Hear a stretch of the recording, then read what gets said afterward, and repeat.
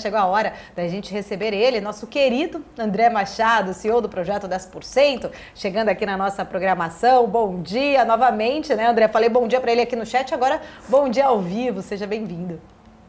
Bom dia, Paula, bom dia, Débora, bom dia, Felipe, bom dia a todos vocês aí que acompanham o BMC diariamente, galera. Obrigada, André. Não tem como não falar, né? Não começar sobre este assunto. Até afinal, estava olhando aqui, Débora trouxe um panorama do mercado, dólar e juros, né? Agora estão subindo aí com esse mercado aguardando mais detalhes, vamos dizer assim, sobre essa reoneração dos combustíveis. Ontem, inclusive, a gente viu uma reação ali do mercado. O investidor está tentando entender mais como vai realmente acontecer essa reoneração. A notícia acabou ontem ajudando ali a derrubar um pouco, né? Trouxe uma queda para o Ibovespa, mas acabou ali, de certa forma, sendo, né, vista bem pelo mercado, mas ainda traz incertezas de como deve ser, né, toda essa reoneração. O Haddad falou que a Petrobras poderia compensar esse impacto, né, da volta dos impostos com o preço, né, dos combustíveis sendo praticados acima, né, fora do país, mas reforçou que o PPI vai ser respeitado, né, não vai ser alterado.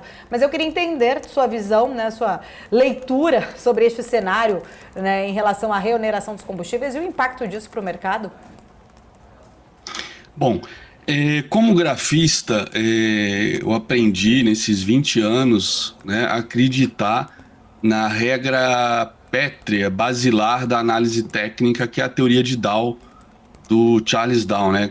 Teoria desenvolvida por ele no século XIX e que, entre os trabalhos que ele desenvolveu na época, né, a newsletter dele sobre análise do mercado deu origem ao Wall Street Journal. A necessidade de um índice bursátil deu origem ao Dow Jones Industrial Average, criado em 1896. Então, a regra pétrea diz o seguinte: o preço desconta tudo, né? Só que nesses 20 anos eu aprendi, mas também tive a necessidade de, apesar de ser desnecessário para um trader ou um investidor técnico, eu tive a necessidade de juntar as peças, né? De entender por que, por exemplo, os 4 mercados têm correlações, né? Mercado de juros, de câmbio, de commodities, de ações.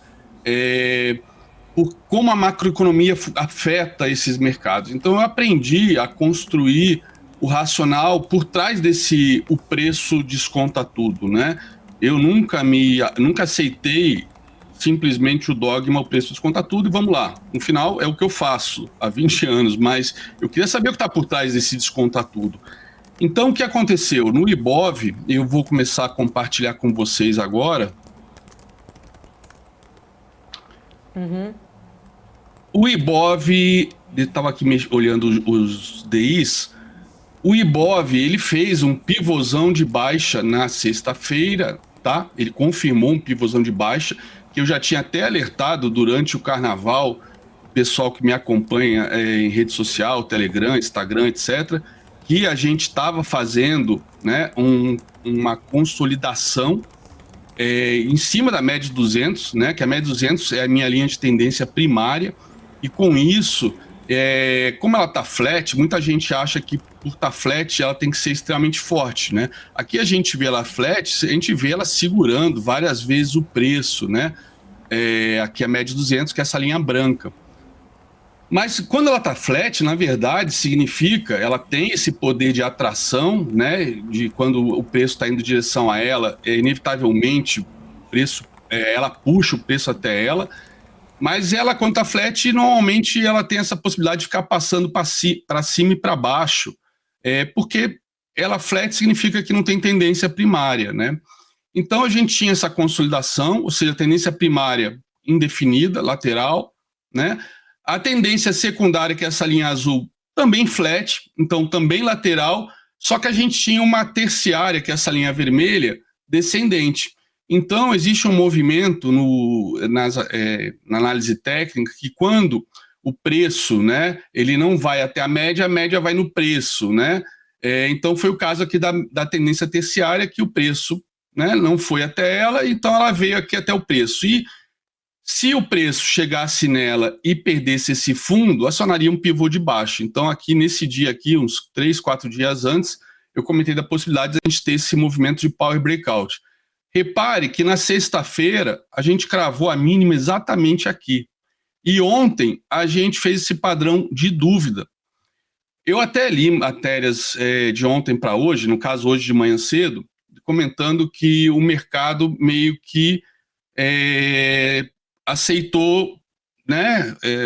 Foi análise de jornalistas da imprensa especializada que fez a leitura de que, pelo fato de tá praticamente garantido que a reoneração vai acontecer, o mercado, qual era a expectativa, né? Reoneração, vai ter mais inflação, deve puxar os DIs, derrubar a bolsa, mas o mercado ontem ficou meio que no 0 a 0, teve volatilidade, mas ficou no 0 a 0, apesar até de alta nos mercados americanos. Só que eu tenho outra leitura. Tudo bem, eu tenho essa leitura técnica que fez a mínima na sexta e ontem ficou no 0 a 0, tá? Justamente porque ele atingiu um alvo. Então, qual é a expectativa quando a gente atinge um alvo de FIBO, ou quando a gente rompe um pivô de baixa, né? Qual é a expectativa? É que a gente, na sequência, venha fazer... Opa, deixa eu trocar aqui por outro... Pela flecha, que é melhor. Que a gente venha fazer um pullback na cabeça do pivô de baixa, para depois retomar a queda em direção aos próximos alvos, tá? Ou então a gente pode, né, parar, travar aqui no primeiro alvo, deixar esse padrãozinho que foi deixado ontem, que a gente pode até considerar um padrão na análise técnica de Gift, e essa mínima ser rompida para vir buscar os próximos alvos sem fazer pullback.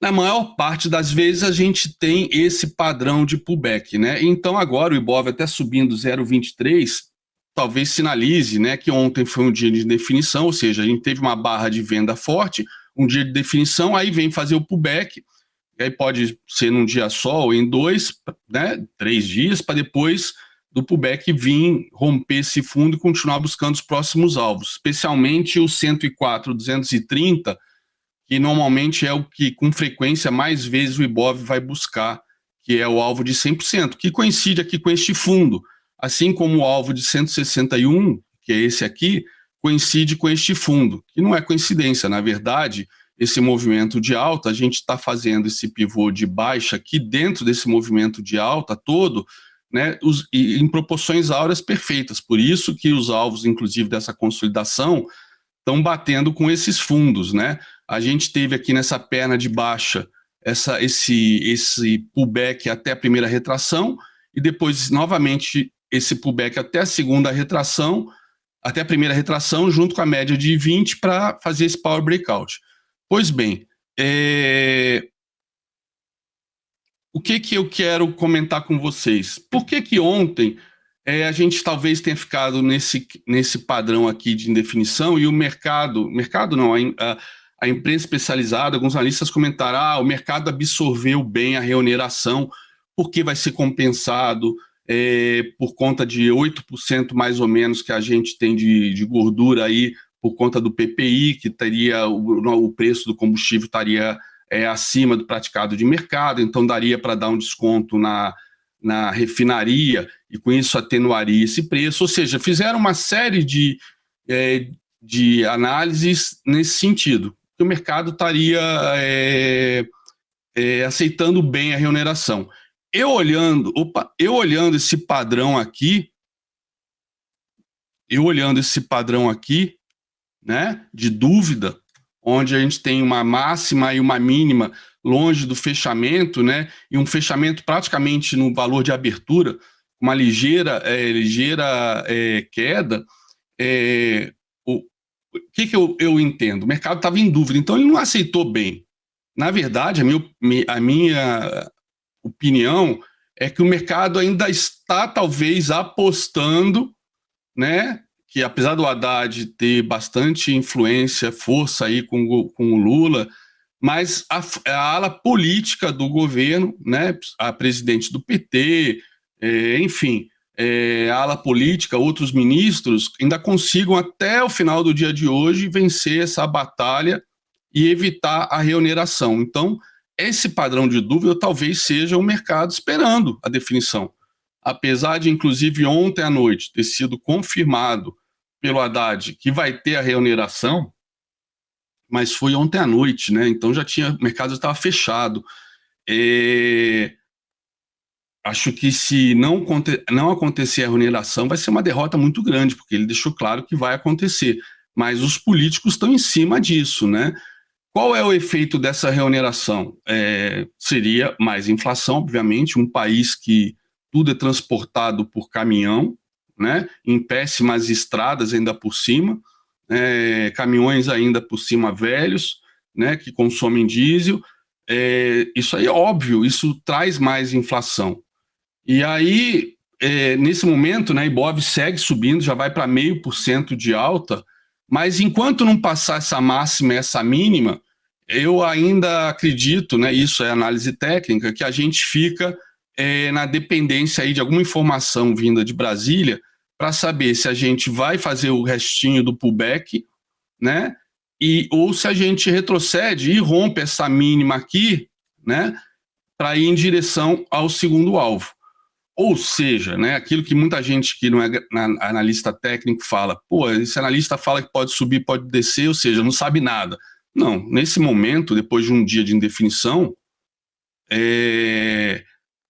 não é que eu não sei o que vai acontecer, eu não sei o que vai acontecer hoje, mas pelo gráfico, né, e aí usando agora as correlações com outros mercados, eu tenho convicção absoluta de que a gente vai continuar buscando os alvos de baixa, né, nos próximos dias. A questão é, se hoje a gente continua ganhando fôlego para fazer esse pullback, que é plenamente, é o mais provável, e aí o que estaria por trás disso? O mercado aceitando essa reoneração, né? Ou, em último caso, se a ala política do governo prevalecer, o mercado vai, não vai, isso é bom porque vai pressionar menos a inflação. Não sei, um ministro da economia fraco, acho que assusta o mercado, né? Deixa a sensação de que a ala política aí sim vai deitar e rolar, né? A gente já viu o Mercadante, presidente do BNDES, dizendo que vai fazer um seminário, etc., e sugerir pontos para o arcabouço fiscal. Ele não tem nada que sugerir porra nenhuma. Ele tem que cuidar lá de crédito para empresas micro, pequena, grandes, médias, enfim, campeões nacionais, países amigos com ditadores para desvio de dinheiro. Ele tem que cuidar disso, que já é muita coisa para ele fazer. Então, cabe a ele falar de arcabouço fiscal, né? Mas estamos aí com 2 meses de governo e ainda não está claro o quanto o Fernando Haddad vai conseguir caminhar nessa corda bamba de desenvolver o social, mas ao mesmo tempo ele sabe, apesar de ter colado na prova de economia, ele sabe, deve saber, imagino eu, pelo menos deve ter acesso ao Wikipedia pelo Google, né? Saber que a questão fiscal é super importante tá rompendo a máxima, né? Isso deixa, né, esse cenário de pullback mais favorável, mais próximo, mais certo, né? Então, essa reoneração, que é o grande debate atual, eu acho que ela provoca esses movimentos, né? Mas assim dá para a gente interpretar, dá para a gente trabalhar, somente quem é trader ou swing trader. Agora, para longo prazo, parece que caiu a ficha de todo mundo, né, com relação ao Fed, quando saiu o PCE semana passada, né? Aquilo que eu venho falando desde o ano passado, desde antes do Fed começar a aumentar, é que não tem como controlar a inflação sem causar recessão. A própria Janet Yellen, a secretária do Tesouro, quem sou eu para dizer que ela estava errada, mas ela estava errada quando ela disse que na último payroll, que um país que gera 500 mil empregos, né, está longe de entrar em recessão. E aí foi aquilo que eu trouxe até para vocês por 2 semanas consecutivas, um estudo aí desde os anos 40 até agora, então estamos falando aí de 70, 80 anos, de, em todas as situações que os Estados Unidos estava em pleno emprego, no patamar que está agora, inclusive algumas vezes até um cenário melhor, né, 2,8% de desemprego, 3% de desemprego, 3,2% de desemprego, agora está em 3,4%, se eu não me engano, e que não é porque está em pleno emprego que não vai ter recessão. Justamente porque estava em pleno emprego naquele momento, os juros tiveram que ser aumentados e a recessão veio. E aí tem até uma média de quanto tempo levou para essa recessão vir. 7 meses, 10 meses, 11 meses. Ontem, o pessoal já começou, os analistas gringos já começaram a falar que deve vir no segundo trimestre agora. Ou seja, antes já se cogitava que viria no último trimestre ou só em 2024, né? E tinha aquele lado torcedor que diz que a recessão não vai acontecer, né? O próprio Warren Buffett comentou, não aposte contra os Estados Unidos. Realmente, concordo, não devemos apostar contra os Estados Unidos, mas ciclos de expansão e recessão acontecem há 200 anos, né? 250 anos desde a independência americana. Expansões proporcionadas por tecnologia, como máquina a vapor, depois ferrovias, e depois vem a bolha e estoura, e aí começa de novo um novo ciclo de alta, e tivemos isso em 29, tivemos isso em 87, tivemos isso em 2000, em 2008, íamos ter isso de qualquer maneira na minha convicção e pelos meus estudos em 2020, como eu falei em dezembro de 2019, veio o Covid e antecipou, acelerou isso, porque estava em vias daquilo acontecer entre janeiro e fevereiro, né? Aconteceu em fevereiro, então, graças ao Covid, mas na minha opinião viria uma correção anyway, porque estava acontecendo os aumentos de juros já naquela época. Os aumentos de juros estão vindo, a inflação está longe de arrefecer, pelo contrário, ela se mostrou mais forte. O pior cenário foi o cenário que até foi, de certa maneira, contemplado pelo próprio Jerome Powell, né? Numa das, não sei se foi na penúltima reunião do FONC, ou numa entrevista dessas que ele dá, comentando que havia um receio de que essa redução da inflação fosse transitória. Não a inflação fosse transitória como ele acreditava no primeiro semestre do ano passado. Quando caiu a ficha no segundo semestre do ano passado, começou a aumentar os juros, né? E aí essa melhora na inflação que a gente teve nos últimos 3 meses, outubro, novembro, dezembro, essa melhora que podia ser transitória, ele deixou isso claro. E aí o mercado está apostando contra o Fed, né? A gente viu aqui, por exemplo, na sexta-feira, o S&P 500, né? Cravou a mínima na média de 200, né? E voltou. Ontem, né, ele estava subindo, chegou até a romper a máxima dessa barra e devolveu quase tudo no final do dia. Ou seja, ele veio, aqui tem uma retração de fibra extremamente importante, né? Que aqui a gente tem o FIBO de todas as retrações de toda a queda, desde o topo histórico do S&P 500. Então, ele veio, né, até a retração de 50 por várias vezes aqui, uma vez aqui, nesse dia mesmo já voltou. Aqui ele chegou até a romper, que foi naquela euforia pré-Fed, mas logo depois veio a realidade, né, com a decisão, com a coletiva do Powell, e aí armou um pivô de baixa, tá? Cravou a média de 200 e a média de 200 é uma segurada, mas ontem, ó, essa retração de 50 segurou, jogou para baixo, a gente perdeu a última retração, que é a primeira, né, de baixo para cima de 38, e veio fazer pullback nela. Então, eu acredito que o SP deve continuar a cair, apesar de ter rompido a média de 200, ela está flat, segurou uma vez, como segura várias vezes, né? Mas a gente deve perder, a média de 20 está para baixo. Então, no final, a gente tem esse evento aí dos combustíveis, né? Um evento, na minha opinião, que causa talvez descolamentos, né? Temporários. No final, a gente, como todo o planeta Terra, vai seguir o mercado americano, o maior mercado do mundo. E a gente já vê agora um monte de analistas falando aí de taxa de juros acima até de 6%, né? Alguns já estão aumentando aí para 5,50, etc., mas já tem alguns mais corajosos falando de 6. Ano passado tinha alguns falando de 7, que mantiveram esse discurso, e foi até uma taxa que eu comentei, acho que ano passado, né, no início do segundo semestre, que era a taxa que eu acreditava que, pela inflação que estava na época, era a taxa que eu acreditava que o Fed ia chegar. Só que, dependendo da velocidade que essa recessão se instale nos Estados Unidos, né, afetando o mercado imobiliário, o consumo das famílias, o mercado imobiliário por si só, hipotecas, né, refinanciamento de hipotecas, que gera também consumo. Muitas famílias usam as hipotecas para se refinanciar e refinanciar consumo, né, gastos no dia a dia, complementar a renda, acreditando que as casas sempre vão subir de preço, como foi o espírito de 2000 a 2007, porém,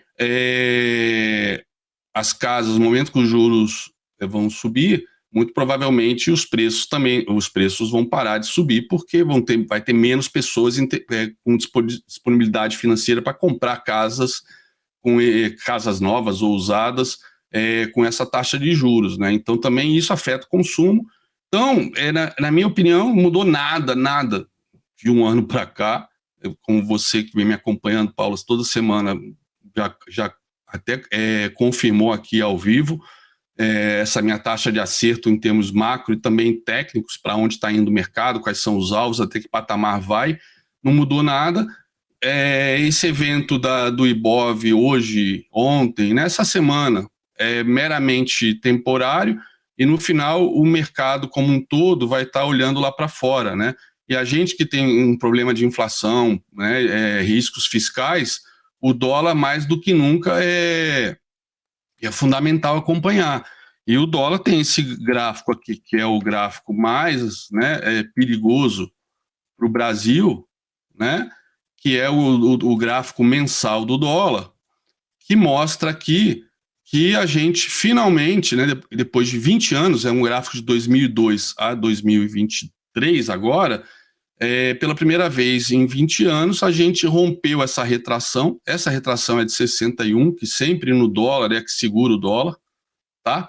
Para depois retomar a tendência anterior, ou seja, a gente tinha essa tendência de queda, né? Corrigimos até a primeira retração, retomamos a queda, depois de novo retomamos a queda, rompemos esse topo, fizemos esse pivô de alta aqui, aí fomos até de 61, retomamos a queda, depois de novo de 61, retomamos a queda, aqui foi justamente fevereiro de 2020, né, com o dólar acaba caindo forte por conta da redução de juros para nível 0,025, né, mas repare que mesmo com essa redução, as retrações funcionaram tecnicamente perfeitas e voltamos a subir. E rompemos essa retração de 61. Quando a gente rompe essa retração de 61, a gente tem como alvo principal o topo, né?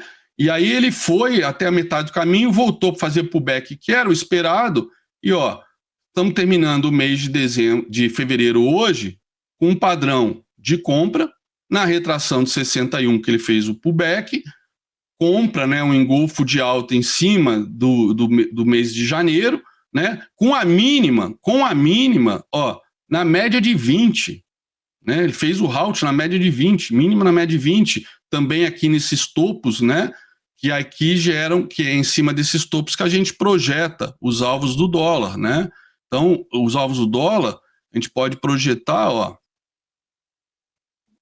inclusive, inclusive o dólar, ele foi cravar o segundo alvo. No mês que ele foi no primeiro alvo, ele voltou, mas depois rompeu, aí violou 3 meses seguidos, mas não conseguiu romper o segundo alvo, e aí veio fazer o pullback aqui na cabeça do pivô. E olha, a mínima, além da média de 20, está na cabeça do pivô, e os dois fechamentos, né, na verdade a abertura desse mês e o fechamento do mês passado, acima dessa retração.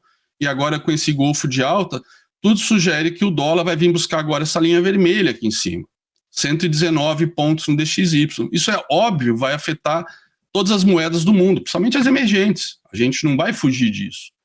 Eu não acredito no sonho aí de muita gente que dólar vai para baixo de 5 por conta de fluxo, até porque o fluxo num cenário desse vai ser interrompido, né? Ou vai ficar concentrado, como a gente vê em Petrobras, Vale, né, que tem esse hedge implícito, embutido, porque são empresas commodities dolarizadas. Só que as commodities também estão num cenário, e voltando aqui rapidamente para o DXY, as commodities, né, também estão num cenário ruim. Se a gente pegar as commodities como um todo e usar o índice mais utilizado no mundo, né, para ver cenário de commodities como um todo, que é o índice CRB da Reuters, né, a gente vê claramente que as commodities estavam em alta, perdeu esse fundo, a gente cravou o segundo alvo, ó, já fomos no segundo alvo 1, 2, 3 vezes, quase 4 vezes, e aí a gente vem fazendo topos descendentes, mas não rompe o segundo alvo, mas é um padrão baixista.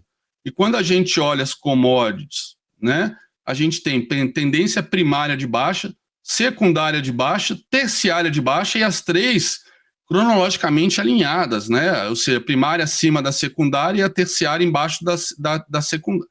A primária acima da secundária, a secundária acima da terciária. Ou seja, a gente deve perder este fundo e buscar este novo alvo aqui para commodities, né? O que tem ajudado a segurar o CRB, obviamente, é um índice de commodities metálicas, energéticas, agrícolas, é justamente o petróleo, né? Por conta da guerra, etc.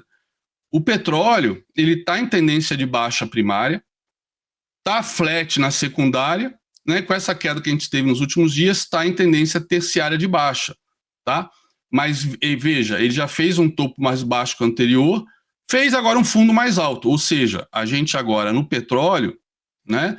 A gente está num padrão de continuação chamado triângulo, que normalmente é rompido a favor da tendência, por isso que é considerado um padrão de continuação. Ou seja, o petróleo também cravou esse seu segundo alvo menor, se perder esse fundo aqui, perdendo esse triângulo, ele deve vir buscar o terceiro. Então, Petrobras e Vale, né, o minério de ferro também, eu mostrei acho que na última vez que eu estive aqui, antes do carnaval, o minério de ferro também ele atingiu alvos, cadê o minério de ferro? China está aqui. O minério de ferro, ó, ele cravou o terceiro alvo aqui desse fundo, dessa última queda. Ó, ele cravou o primeiro alvo, aí depois rompeu o segundo, fez um pullback, depois fez outro pullback aqui no segundo e foi lá cravar o terceiro. No mesmo dia que cravou o terceiro, já voltou com força. E além de ter cravado o terceiro, ele também cravou a última retração, a de 61,8, né? Que é normalmente aonde termina a correção de uma perna, de um grande movimento para retomar a tendência principal, que nesse caso seria de baixa, né? E as correlações entre commodities e moedas, elas são inversas, né? Então, é natural com o dólar subindo que as commodities caiam, né? Então, a gente viu lá o DXY com sinais fortes de alta para próximos meses, e com isso, com esses sinais aqui do minério de ferro, né, também do petróleo e o próprio CRB, queda de commodities também como um todo, que é natural em alta de dólar, alta de juros, e é normal queda de ações e queda de commodities, ou seja, o Ibov, que vem se segurando por conta das commodities, os gringos só têm colocado grana em commodities, podem começar a sair fora, uma vez que vão ver menos espaço para crescimento, né? E a China, que é nosso maior parceiro comercial, ó, a China, ela veio até a retração de 50, que, como eu falei para o Ibov, para o SP, é normalmente a retração onde os índices costumam ir, e depois voltam para a tendência anterior. A China está a 1, 2, 3, 4 tentativas de romper o segundo alvo, que também é a retração de 50. Então tem essa questão de que todo mundo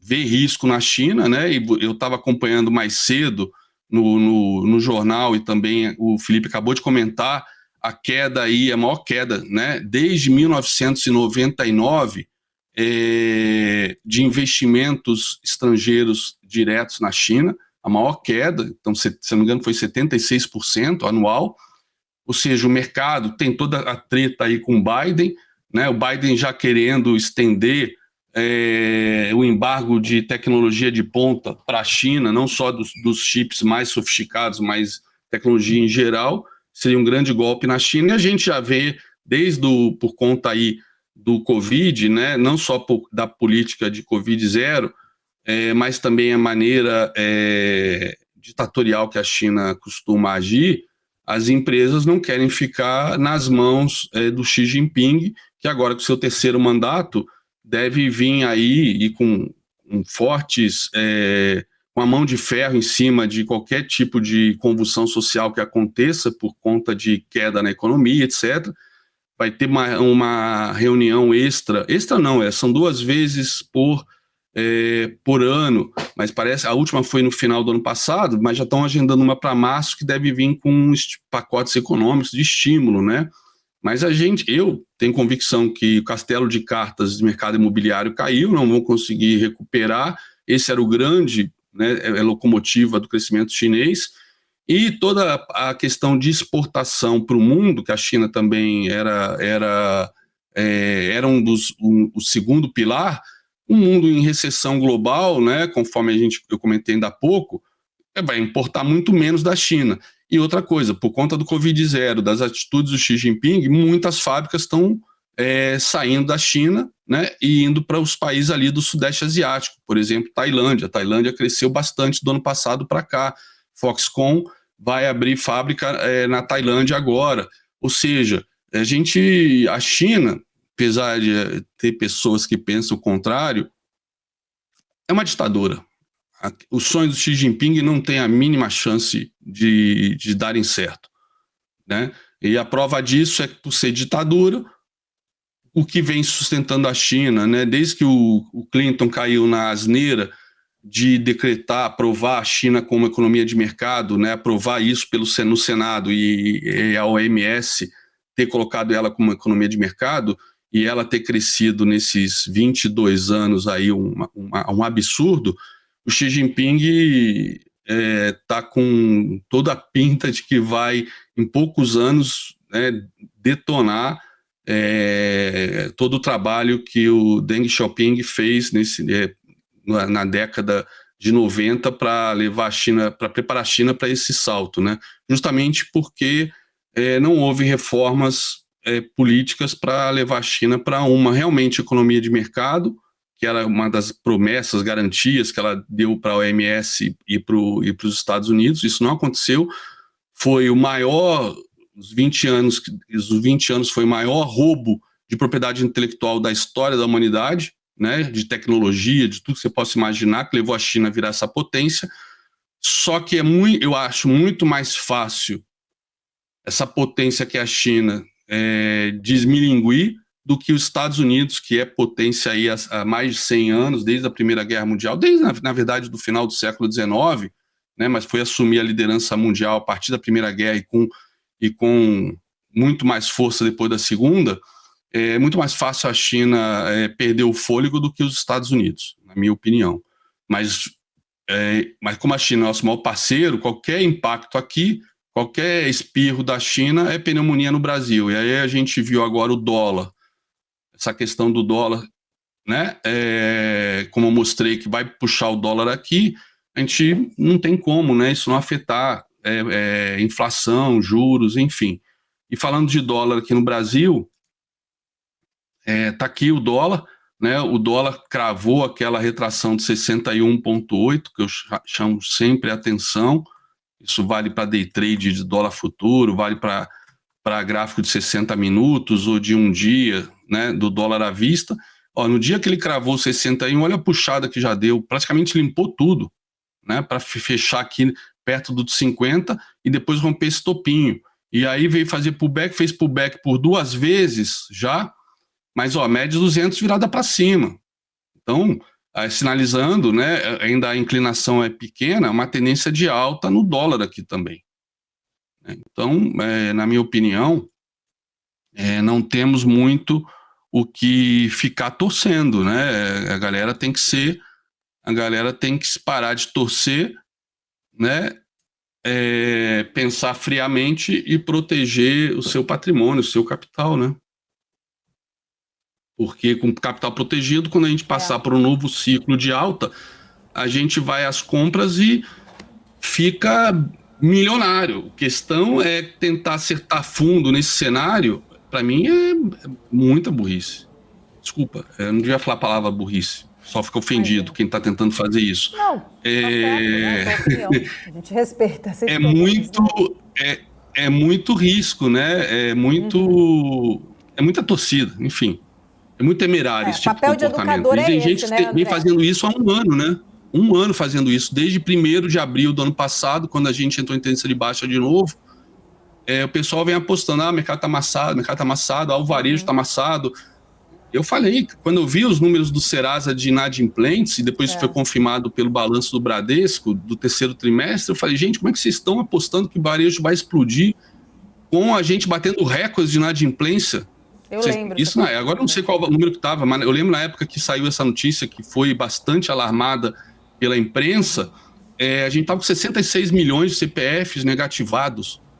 Quem está negativado não compra, a menos que vá na Magazine Luiza e faça aquele carnezinho gostosinho, né? Que a dona Luiza liberou, um desespero. Mas, né? Aí o Bradesco aí apanhando feio os resultados, ainda teve esse azar com as americanas, mas o Bradesco já vinha mostrando essa queda da classe C e D, e o pessoal falando, os R$600 do auxílio emergencial agora o consumo vai bombar. Gente, quem está endividado, os R$600 vai pagar dívida, não vai fazer compras, não vai trocar geladeira, comprar televisão nova para a Copa, que isso? Na minha opinião, é muita torcida, parece que o mercado só pode subir, a gente sabe que não é assim, ele sobe e desce ao longo, são ciclos na história, então a gente tem que saber ter paciência para quando terminar um ciclo desse, a gente entrar, mas o mercado vai dar esses sinais, tentar acertar fundo é muito temerário, é muito amadorismo o pessoal aí do varejo sobre isso, né? Aqui, afinal, é questão educacional, né, André? Muito importante isso, né? Exatamente. E graças a Deus vocês estão sempre... graças a Deus vocês estão sempre aqui divulgando isso, trazendo pessoas... E é legal trazer pessoas dos dois lados, né? Que tem as duas visões, mas às vezes eu tenho a sensação que o pessoal do varejo só olha a visão... Bom, isso o Daniel Kahneman ganhou o Nobel de Economia sobre isso, né? Eles só olham a visão que confirma o viés deles. E como o viés do varejo, do investidor, pequeno investidor, é sempre compra, caiu, comprou, até porque isso funcionou muitas vezes nos últimos anos, não só aqui no Brasil, mas no mundo inteiro, mas o cenário mudou, né? O cenário mudou. A maior parte dos profissionais de investimentos, né, nunca viveu um mercado como esse nos últimos 40 anos. Então, o cara que está começando agora, que está investindo por sua própria conta, tem que levar isso em conta também. A gente está num momento que é muito difícil para qualquer um afirmar o que vai acontecer. Apesar de eu ter um pouco de coragem de vem dizendo isso da recessão desde o ano passado, que vai acontecer, para mim é muito óbvio. Eu não sei se é a minha visão de história. Todo mundo fala que no mercado financeiro os físicos são os caras mais buscados pelos fundos, principalmente quantitativos, etc., porque os físicos eles são os únicos que conseguem pensar em todas as possibilidades possíveis, né? E por isso que eles conseguem montar cenários para todos os lados. Mas eu acho que uma profissão que eu acho que o pessoal deveria dar mais atenção, uma carreira que o pessoal deveria puxar para o mercado financeiro, seria a carreira de história. E o mercado financeiro tem uma história por trás. Dizer que o mercado é caótico, que nunca vai se repetir, que nunca é igual, para mim é uma arrogância e uma bullshitagem gigantesca. É história, é assim há séculos. Por que vai mudar em 2023? Com certeza. Alex, André, é que o Alex André tá do meu lado aqui, por sinal, viu? Manda um abraço para ele aí pra galera. Tá aqui, pode deixar. Tava falando aqui, a gente sempre brinca aqui, toda vez que tá o André, eu chamo ele de André e fica aquela confusão. Mas tá certo. Obrigada, André Machado. Sempre um prazer falar contigo. Vou visitar vocês até sexta-feira, se Deus quiser, e eu bato papo com a galera aí. Combinadíssimo. Obrigada, beijo para você, boa semana. Beijo, Paula, boa semana para você e para todos. Até mais, valeu.